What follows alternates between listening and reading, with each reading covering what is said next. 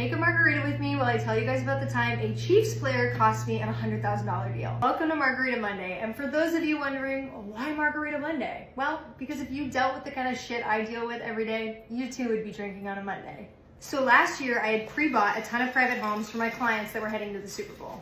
Now, unfortunately, the Chiefs beat Buffalo, so they were heading to the Super Bowl for their third time. This meant that now a lot of people were not going to go to the Super Bowl because they had been one of the 2 prior years. So hotel prices, ticket prices, and overall attendance just went down.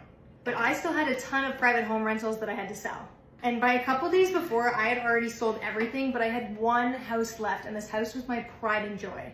So I could not just have a frat guy come in and throw a party. I really wanted like a corporate team or a family to come in, somebody that would take good care of the house. So it's 3 nights before the Super Bowl and I have 3 potential buyers lined up. But then an athlete's agent got in touch with me. He said the Chiefs player needed a house for his family and for some personal recovery time. I work with so many sports agents and a lot of athletes, so this just seemed like the right fit. Thursday night, the agent says the player needs to come over and check out the house. So the player comes over with a couple friends, does a tour of the house with me. He invited me for post-game celebration drinks. It was honestly a great and super positive interaction. And at the end, he shook my hand and literally said the words, "I will have the money wired over to you tonight. Thank you." Perfect client for a perfect house. Now it's 10 p.m. on Thursday, so I know the money's not gonna be in my account tonight.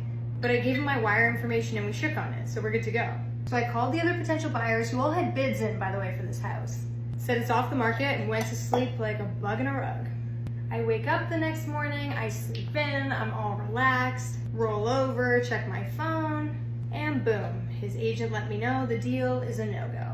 At this point, I kind of start to panic. So I asked the agent why, like how could this not have gone through? And he confirmed there simply were not enough TVs in the house for the player, which is something that I so could have fixed as well. It is so easy to get TVs into a house for the weekend, and he still went back on his word. So I panic.